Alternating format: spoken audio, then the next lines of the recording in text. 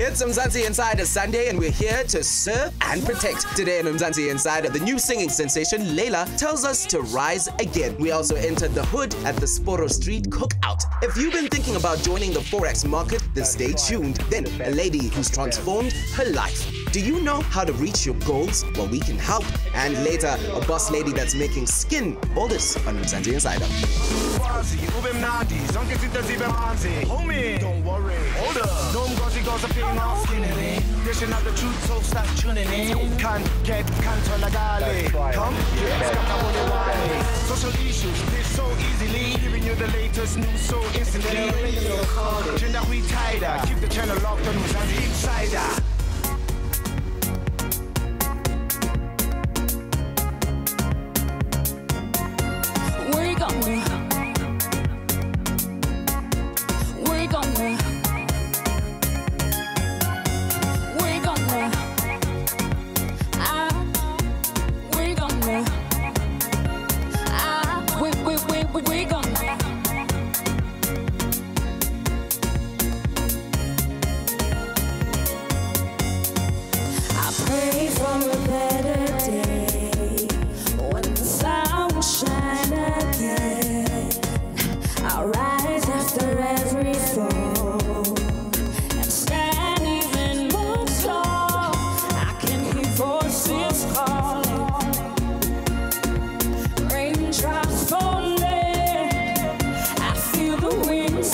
Change has come.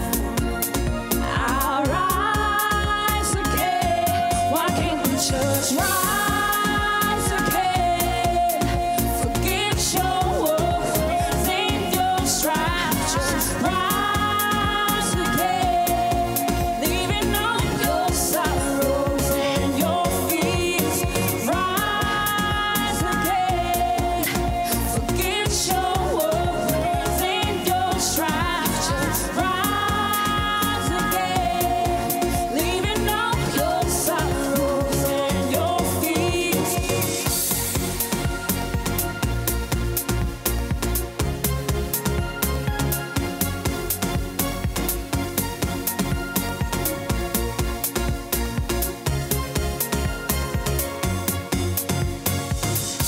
You got to believe in miracles. You got to believe in the impossible. Make all your dreams come true. Rise, rise. You got to rise, rise, rise. You got to rise, rise, rise. You got to rise, rise, rise.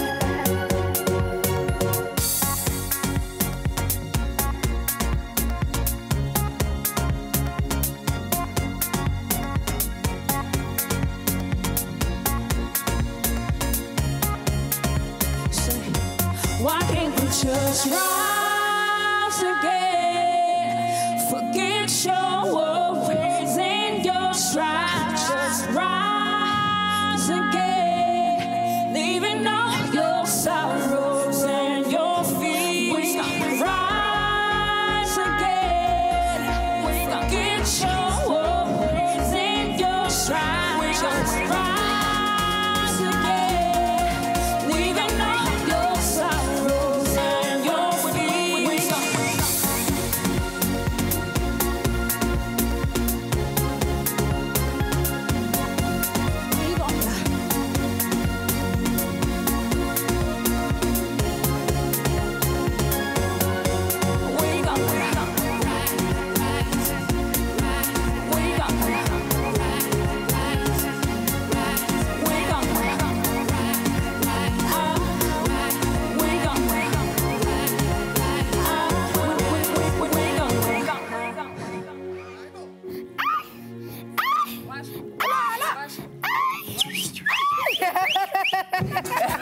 We were so ready. We're wrong. Hello.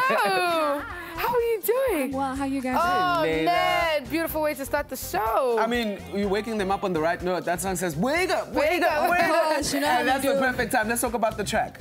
The track is called Rise Again. It just got out. I just actually released my debut album called Dear Andrew. This is how you know, like, a performer gave her all. When she's like, so, like... You know, like, I'm literally like painting. This is how you know thing. that she gave it her all. I can hear you working with the likes of, like, Calvin Harris, David Guetta, wow. but I can also hear you, like, fitting in Bokas. So who's your crowd? Who are you talking Layla to? is versatile because I feel like we should stop trying to box artists. Yeah. You know, I feel like whatever that you feel, you must just express it through the music. Yeah. You know. So with me, like even on the album as well, like I even have ballads in there. You know, just to kind of show off that Layla's not just a house chick, you know, but she can also kind of spread out as well and do other genres. All right. Nice. Well, thank you so much for joining us on the show. Dear Andrew, you said it was. Yes, hashtag We're Dear going to Andrew. talk about Andrew in the next interview when you come back. But nonetheless, thank you so much for hanging out with us. Thank you so much. And thank you to you for joining us. Yes, it is official. Mzansi Insider is on your TV screens now. This is Patele as if she's a pen. Only. Even my Zulu is doing a young job. Right. Around the block as it comes around. Do remember you can hashtag Mzansi Insider and let us know what you think of the episode. Throughout the episode, we'll be reading all of your tweets, Facebook messages, Instagram, and yeah, lots in store today. I've done enough. If I know how to make R1 million a week trading Forex, why am I out there telling you I'm going to teach you?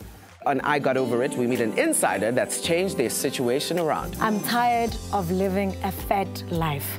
I need to change my life. I went into medical biotechnology because I've always wanted to work in the medical field, but I did not want to be a doctor. So, Kat, Kasi cookouts are popping up everywhere. From what we know, it's quite a big jump. And we got sent this really, really cool perspective. Foods on Sporo Street cookout. You're nailing Force Loras. And yeah, it looks like amazing stuff. Wow. So that's great that they sent it to us. You too can send us your perspective. All you have to do is send us an email. Mzansi Insider at bongwe.tv is where you will find us. For now, though, let's take it to Force and check out the cookout. Kopa dijo tu. Hi, my name is Mabukale. I'm here at the Sporo Street cookout. I'm expecting to have a good time, taste good food, have some nice drinks, and I'm also expecting to meet like new people, make friends, and see what the up-and-coming new entrepreneurs are doing. What does the local market have to offer us? And yeah, let's go in and see what's happening.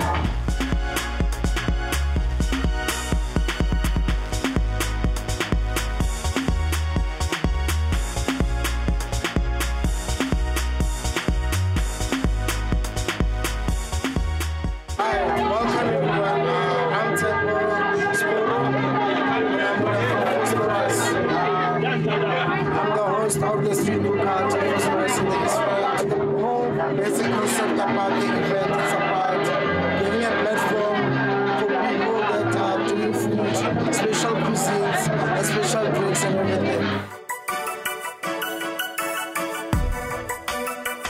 Hi, my name is Digga. This is Cafe Lava Java, the walking drinks. My name is Bobo.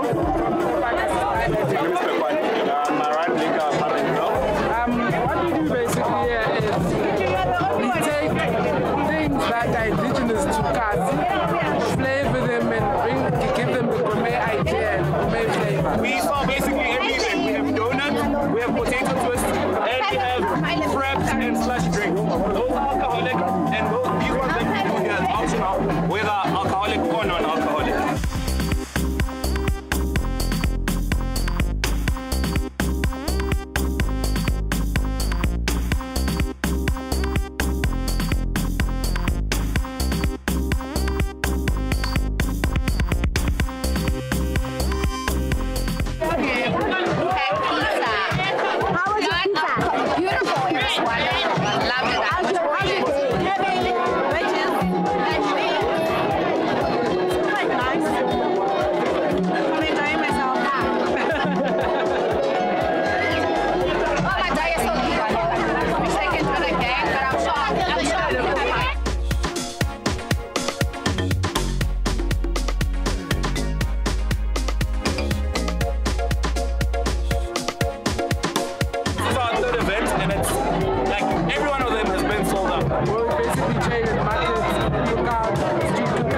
here to Sporos Cookout. We're here to market ourselves, market the business. It's another thing, another way of uniting people over Facebook and all that. So it's a platform for all local chefs to come and build their brands and all those things.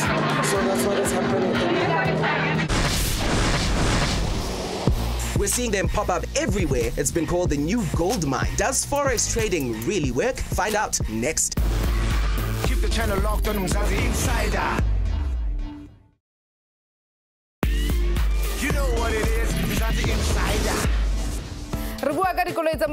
Expensive trips and luxury, high-priced fashion. It's been dubbed the new gold mine. Adi, Forex trader, an industry, or rather a trading industry, where traders sell and buy currency for Forex market. Now, well, he's not the only one. Many have popped up on social media and devastating our lives with things we don't want to see, how awesome their lives are, and they found their newfound fame and fortune. Absolutely. So today we delve deep into the Forex trading. What are the do's and don'ts, and what do the industry experts think of it? Is it a gold mine, or is it a get-rich-quick trap? Simon Brown is in the building, and he's here to help us learn a little bit more about the industry. But for now, though, let's have a look at some of these millionaires. These guys are all about one thing: money.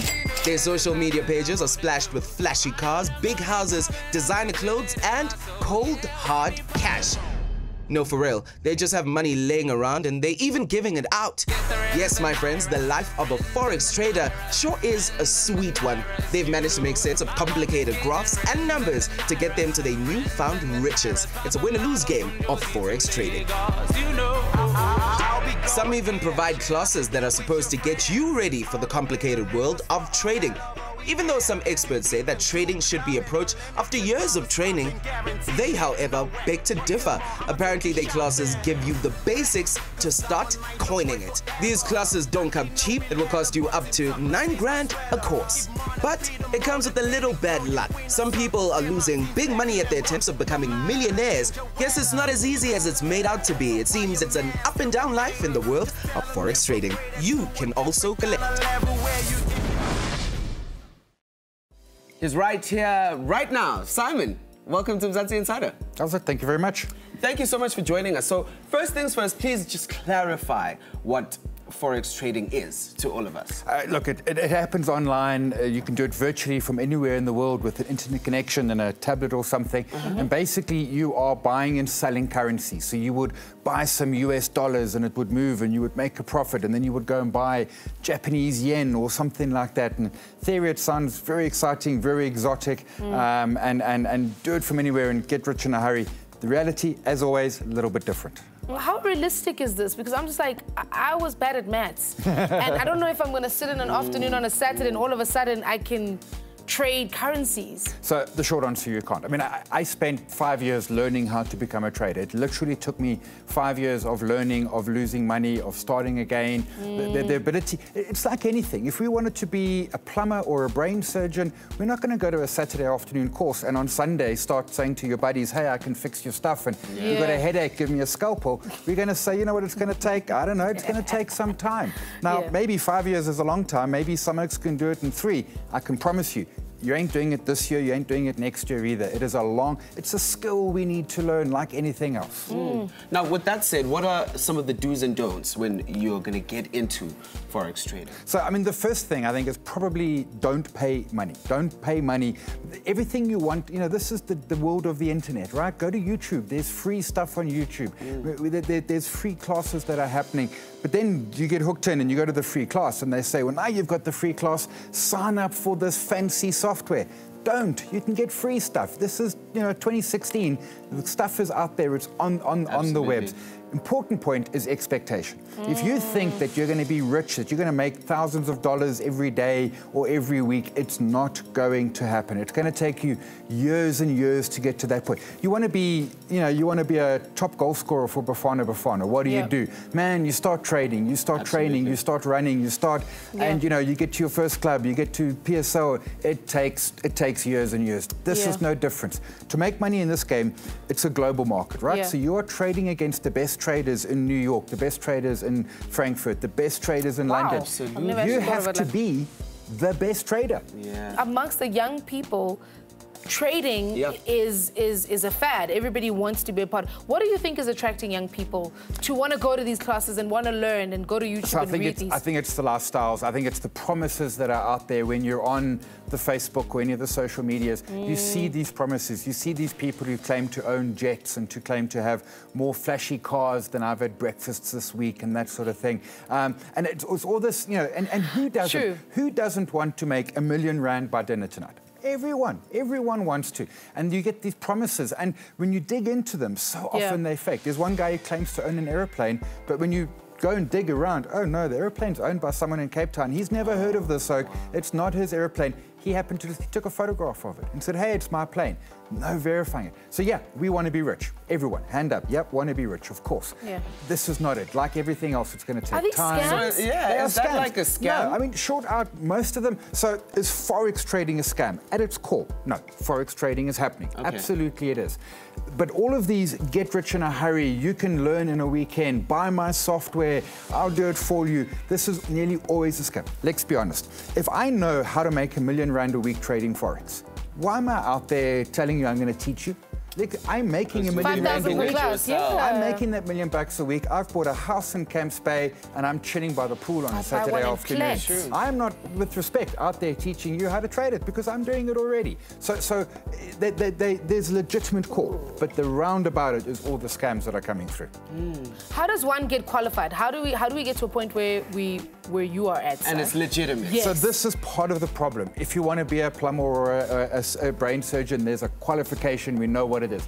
You want to be a Forex trader? Yeah, no qualification. None. So there's lots to learn, but there's not a degree where I can say you have a go master's to the school in of Forex or something like that. Oh, there's schools of Forexes and they will give you degrees, but there's no legitimate international body or national body or standard. You can't go to one of the universities and learn how to be a Forex trader and come out with a degree or something like that. And that's why it opens the door. Why folks can say, we'll give you a course, we will teach you. And again, it goes back to, can they teach you? Sure, it's a skill we can learn. You don't have to be good at math. I'm a math nerd. That's not the skill, but it's a process. It's going to take you a long time to learn that skill. Are there ever any like lucky stories where some people just trade and they hit the big time? Sure. So sometimes people get lucky and some people are skilled. Some of these people out there really do have the skill and some of us get lucky. And luck's almost the worst way to start because then you think you can do anything. But, you know, one of the points with Forex is if I make 10 Rand, someone had to lose it. It's what we call a zero-sum game. So for me to profit, someone has to lose. Oh, my gosh. But sometimes you're just going to be lucky, right? It's like going to the casino. You put your money on red or black, you put it on red and you win, you got lucky. You, of course, think, no, man, I got this sorted. Yes, I can read this is my thing. Nonsense. With respect, you got lucky. So you can get lucky sometimes because, you know, the skilled trader sometimes loses money. That's part of the game. Okay, so we obviously come across a lot of traders who give us lots of promises. Is it illegal for somebody who is a Forex trader to take your money and trade on your behalf?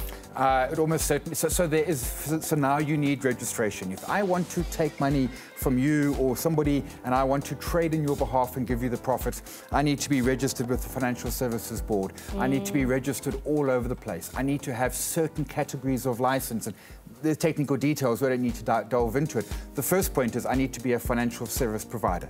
You go to the FSB website, you plug in their name, and you see what is their reference number. If they don't have one, they're not allowed by law of the land to take your money. Cool. Wow. So are we? No. No. See what you did, Simon? No. No, respect to the lady. That is the right answer. No. Be scared. Work for that Porsche. If you've got 5 years to wait for that Porsche, then let's wait 5 years. Yeah. Maybe I could get lucky. No. Maybe you could. But I don't know. Or maybe next time you could lose all the money that you made. Simon, and then you've got nothing. Yeah, thank you so much, Simon, for hanging out with us and giving us clarity on this. At age 27, she wore a size 44 and she couldn't stand that she was fat. But she turned it all around. Find out after the break. I'm tired of living a fat life. I need to change my life. Keep the channel locked on Mzansi Insider.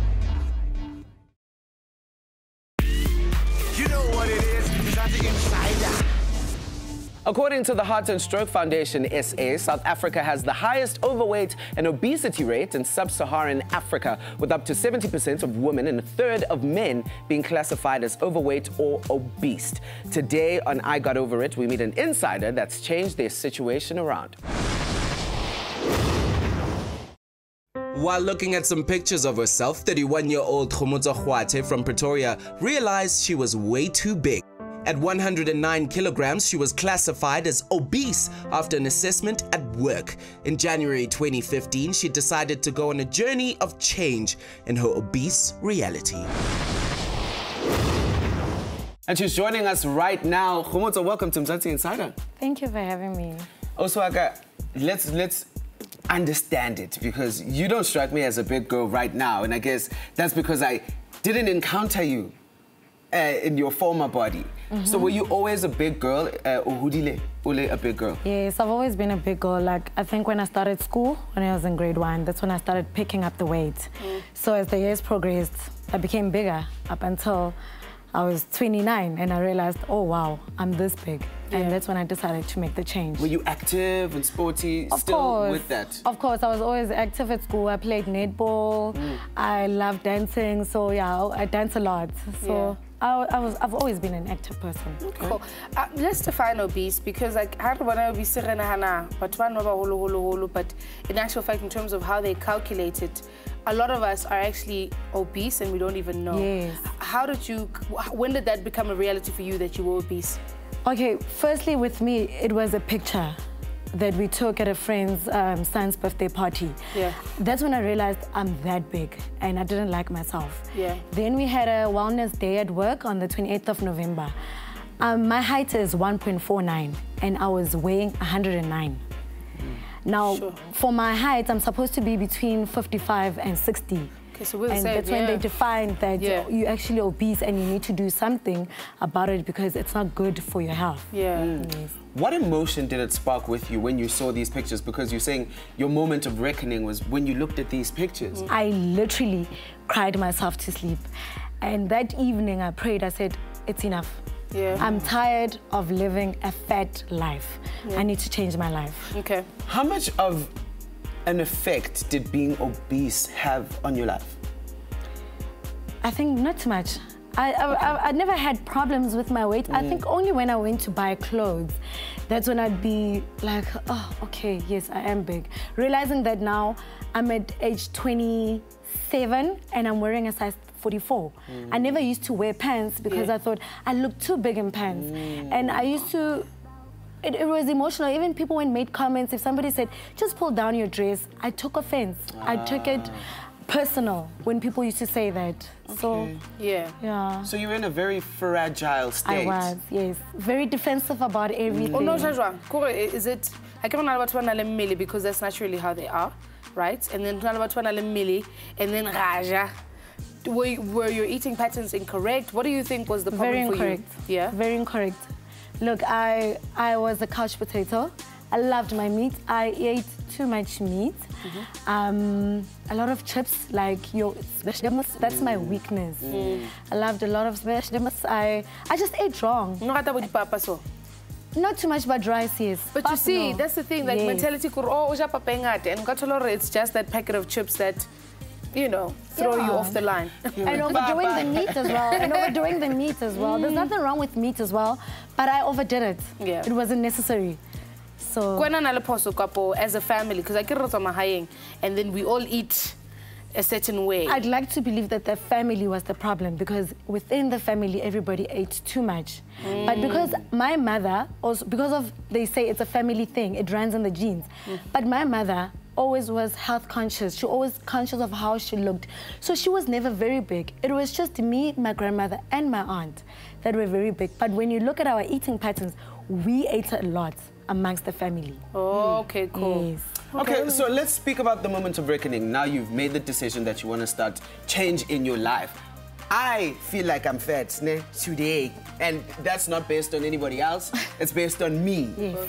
So I am just like always trying to go to the gym and always trying to eat healthier. What did you do? I prayed. Wow. I prayed. I fasted for 21 days. I went on a 21-day fasting program where I didn't have meat, I didn't have starch, I didn't have sugar, didn't have dairy. After the 21 days was over, I then realized if I could survive 21 days without eating all these things, I can do without them in my life. So I decided to cut all these things during the week. I only ate meat during the weekends. This was in 2015. I prayed a lot on this journey. I exercised 6 times a day, actually 6 times a week. When I started, I actually used to go to the gym 7 times. I sacrificed a lot to be where I am. I was at the gym 7 times a week, Monday to Monday. Is that this change for you wasn't just a physical change, it was a mental change as well. Of course. I want you to take me a bit back. When you ate, right, when you were not on a diet and consciously eating healthy, what would you find yourself full, but you're still finishing the plate? Of course, I had to finish the plate. Yes. So, yeah. And if the food is too good, go for seconds. Even if it hurts your stomach? Because, I mean, being full... I'll be fine. Did it hurt you? I always thought, I'll be fine. You're just going to go into as long as I've eaten that. Yeah, I'm bloated. But, the food is delicious. Let me go for seconds. Yeah. That's how I used to live. Losing weight comes with many benefits. You feel healthier, you're eating healthier, you're active, like you're saying, you're quite an active gym member. How do you feel about yourself now? I'm so thankful, firstly. I feel great. I feel sexy. You know, that feeling of just being able to walk into a store and buying a dress that it's not necessarily made just for big girls. You can just choose anything. It's a great feeling. It's amazing for me. I'm just happier. I'm a happier person. Are there still insecurities that you still have? Of course. I feel that I still want to lose some more weight. Okay. Not too much. 56 though, girl. I was big. That's a you whole don't understand. person. If you knew me then, you'd understand. You know, not that I want to be skinny, but I just want to tone up now, still fit properly in a size 32. I want you, lastly, to just give a little bit of advice to some people who feel like their obesity is what the rest of their life is going to be. Because, you know, sometimes people actually give up because they do the cayenne pepper diet, they go jogging, all those things as and it well. all doesn't work. So what is your advice to them? To be honest, my advice to people would be, have patience, set your goals. And if you really are a believer, pray. It's not an easy process, it's not an easy journey. You need to go in it when you're really ready, when you really want to do it. Absolutely. So never, ever give up. If you really want to, whether it takes you a year, 2 years, it's possible. Whether it's painful. Where it's pain, comes good things. No pain, no gain. No pain, no gain. I don't understand that saying when I'm in the gym and it hurts. I'm like, I'm not trying to gain. But when you walk out, you're happy. Well, thank you so much for joining us, Kagiso. Please be Rory's gym partner. I will invite you. Please. And like, if you know how, like, wow, how acknowledge I'm trying out here. Khomosa will do this together and we will sit on this couch having lost 20 Ks. Music video. You don't think I can do it? Have a bit. We find out how to set your life goals. What is it that you need to leave? What habit do you need to give up for you to be able, that will increase chances for you to be able to get to that job that you need? Looking down on myself.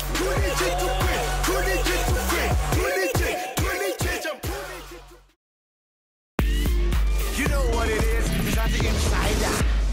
So we all have ambitions and aspirations and goals that we want to meet in our lives. But how do we get there? We don't know how to make things happen for ourselves. So today on Relationship Goals, we give you a step-by-step guide on how to realize your dreams.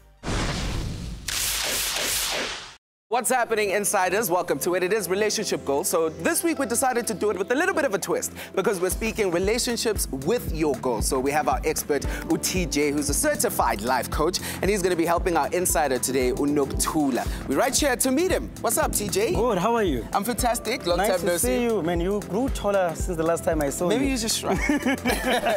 So we're talking relationships with your goals. What does that mean? It means a person must be able to have a relationship. It means you must be committed to your goals to make sure that you do achieve them.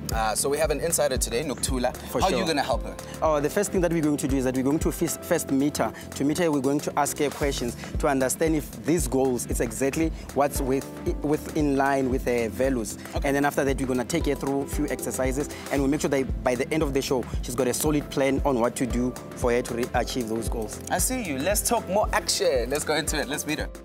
I'm Nokuthula Mngomezulu. I'm originally from Soweto. I'm a outgoing, fun-loving person. Yeah, man, I'm I'm easygoing. Yeah, what you see is what you get. My daughter, Uminenhle, she's everything to me. She's my rock.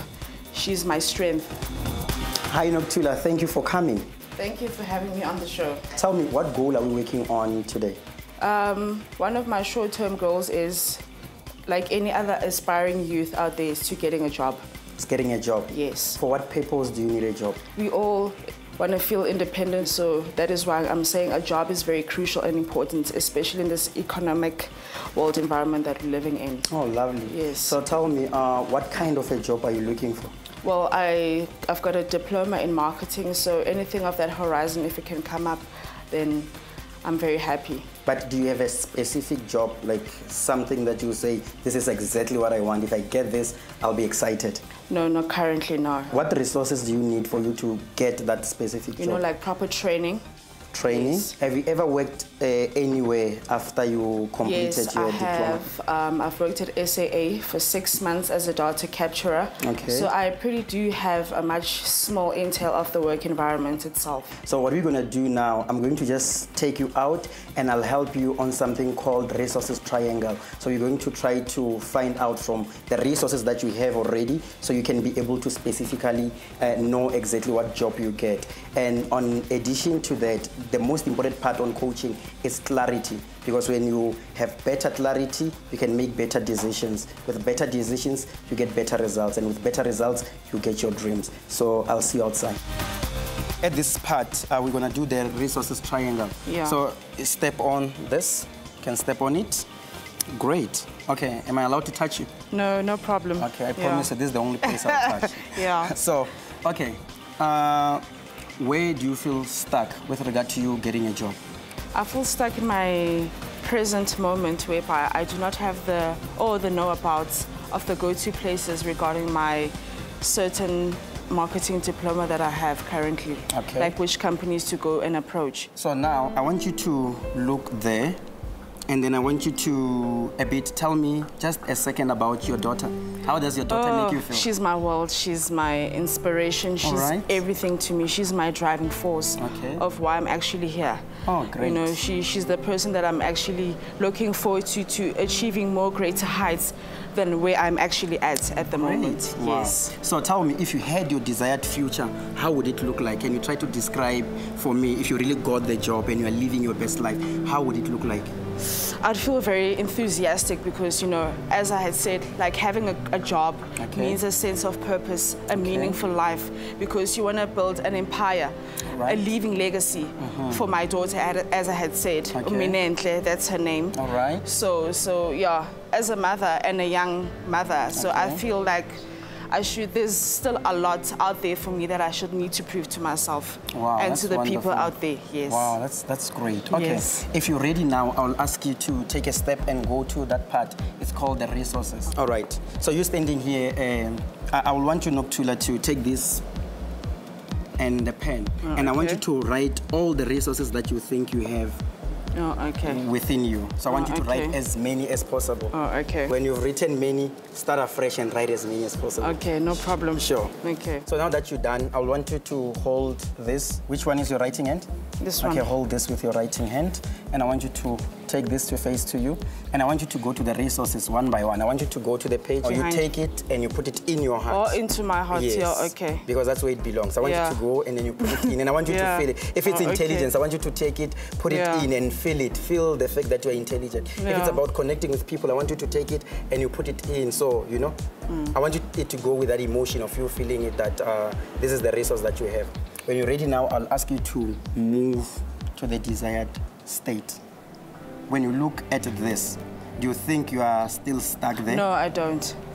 No, Tell me about it. No, I don't feel stuck because, you know, ever since I've actually reflected back to who uNokuthula really is, I feel a sense of relief, like a little rock or heavy baggage on my shoulders has been weighed off. Okay. So yeah, I think I'm ready to do this, ready to challenge the world. Do you realize that you do have the resources that you need for you to get what you want? I really do have each and every single required resources that I have jotted down, which I've instilled into my heart. Okay. So yeah. So the next thing that we're going to do, we're just gonna write your plans down, because they are not plans until you write them down. Yeah. They say if you think it, you must ink it. Yes. So we're gonna write those steps down that you need to do for you to go out there and get that job.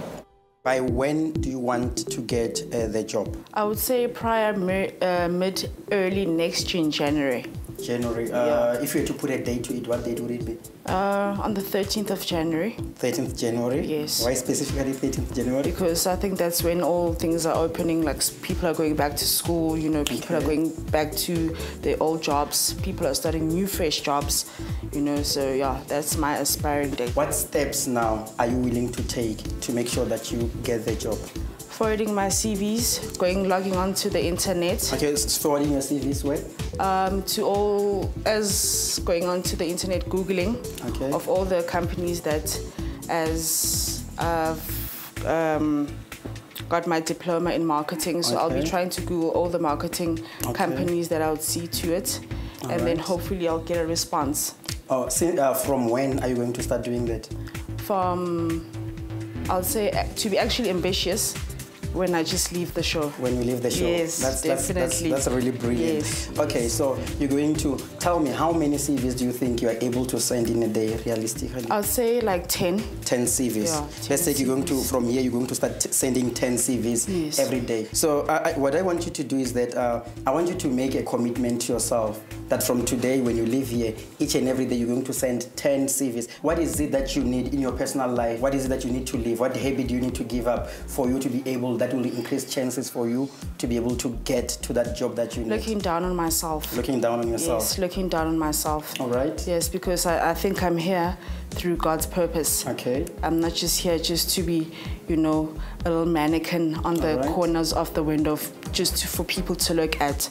All right. Yeah, I need to put my action in motion. Okay. Yes. Great. I think you're brilliant. You're really amazing. Action, yes, that's what it is. I think you're really amazing. Okay, and I'm going to close by telling you that you are really designed to be the best, engineered to be #1, and second to no one. And if you have dreams, if you can be able to set them, trace them, you can be able to trash them. You can be able to get them at the end. So you have that ability within you. Thank you so much for having us today. Thank you for having me today. She holds the only degree in the country that specializes in making skin. Meet a power person that's here to slay. Only after the break. I went into medical biotechnology because I've always wanted to work in the medical field, but I did not want to be a doctor. Keep the channel locked on Mzansi Insider. You know what it is, Mzansi Insider.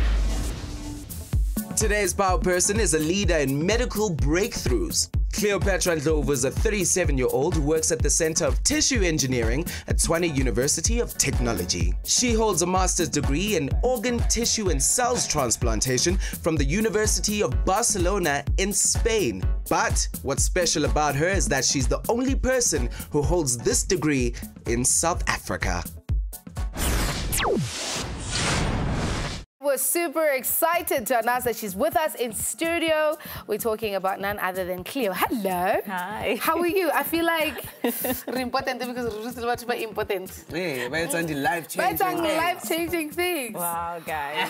Should I pay you for this? Yeah, no, like we could be a cheerleaders every day. Yeah, keep paying us and we'll keep doing this. But not on the real though.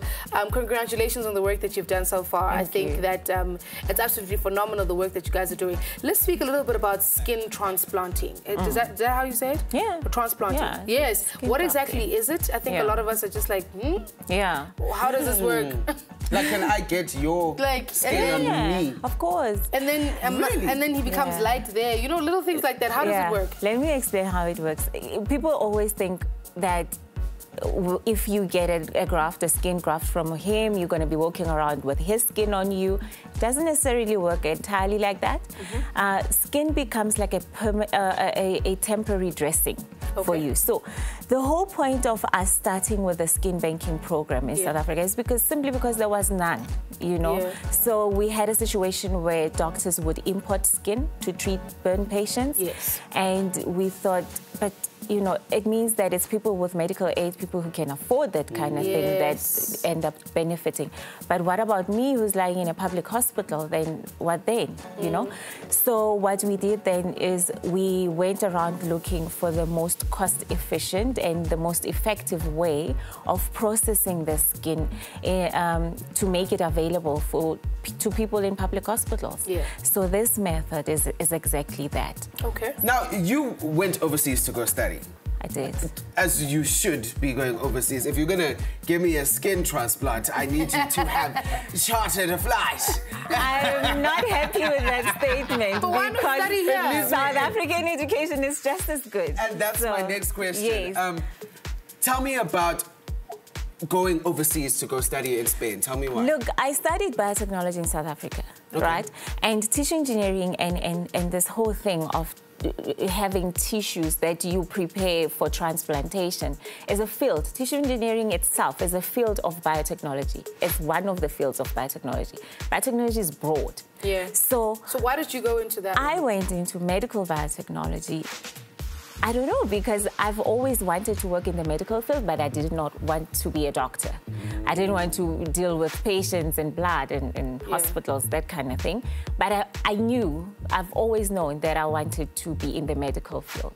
So when I found out that there's actually a tissue bank in South Africa that was dealing with this sort of thing, I thought that's where I need to apply for a job, and I did.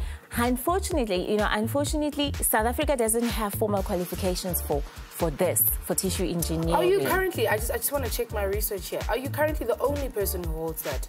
I am. In South Africa? Yes. What did you have to sacrifice? Well, firstly, legendary, extraordinary. You know, you're the only person holding this type of degree in South Africa, that master's degree in South Africa, firstly. Secondly, what did you have to sacrifice to get to this point? Because I can't imagine that it was easy for you to get to this level. I have a husband and 2 kids. And I had to leave them and go study. It was a year program. It was a very intense program where I was flying in and out of the country a lot. But I think, it was okay because I understood, and everybody around me understood, that I'm not doing this just for me. I'm doing it for the whole industry, and I'm doing it because I don't want me, my family, or my mother, or whoever that I know to go into a hospital to get a transplant and it will be substandard to somebody who's done it in Europe or in America or in Canada. It must be exactly of the same quality, exactly the same standard. A tissue bank in South Africa must have the very same equipment, the very same qualified people, the very same, ethical standards as any other tissue bank around the world. So my industry gets that. And that's why everybody is working so hard to ensure that whoever goes overseas to study, whatever it is that we study, we come back here and we start making it work locally. So we want to see 20, 30, 50 of yous. What do you think still needs to be done, though? Because how did you find out about this program? Look, when I got into this industry, it was really just by accident, because when I had my degree, my biotechnology degree, I started actually working as a food microbiologist. So I was in the food industry, because with biotechnology, you can either go the food industry, environmental science, or medical, right? So I went into the food industry because that's where I got a job after I graduated. But I hated it because, like I said, I always knew where I wanted to be. So, and then when I was doing my project for my BTech, I ran into the previous director of the Center for Tissue Engineering. It was actually by accident. We were in the elevator together. Oh, wow. And he started talking about what he does, and he was saying, we're opening this tissue bank. I think this was in 2004. And the tissue bank opened in 2002. So it was pretty new at the time. And he was talking about what they're doing, because biotechnology department is on the 2nd floor and they were on the 3rd floor, I think. So he was talking about it, and I just got so interested. And I thought, well, this is what, this is what I want to do. And I said to him, are you looking to hire new technicians? You know what you're doing? And he said to me, yes, I'm actually looking for somebody who has microbiology background because we want to start a microbiology lab. And I said, well, that's me, and I submitted my CV and eventually got hired. And I moved up because I went in as a technician working in a microbiology lab. And I moved up, and now I'm heading the whole center. With achievements of this magnitude, what do you do for fun? Like, I bet you're like calculating stuff the whole time, mixing things. Like, what's in your food? Do you know what I'm saying? Besides work and being a mom and a wife, what do you do just to let Instagram, Facebook, I do have Instagram, which the lady was asking me now in makeup, do you know what you call it on Instagram? And I really had to go and look what am I called, because I haven't used it in so long. But I am on Facebook, and the tissue bank, the tissue donation is on Facebook, so we do a lot of interaction. See what she just did there? She promotes for fun. She promotes for fun. But really, what do you do on your downtime? Like, what are some of the things that you enjoy to do? Movies, spending time with family. I study. I am in a program now. Are you studying again now? Yes. Because I have to have a PhD. Are you going to study your whole life? You have to have a PhD. Maybe not. Did you guys hear that? You have to have a PhD. I have to have a PhD. No, I cannot not have a PhD. That's just wrong. So that's what I'm doing now. The power. Of the person. Yeah. And that is our power person. Absolutely amazing. We hope that you continue to do the great work that you're doing. I think what you guys are doing in the health industry in South Africa is revolutionary, and big ups to you guys, man, for giving hope. And yeah, what a beautiful way to close it. Wow, this is actually where it all ends. Thank you so much for joining us. Thank you for joining us.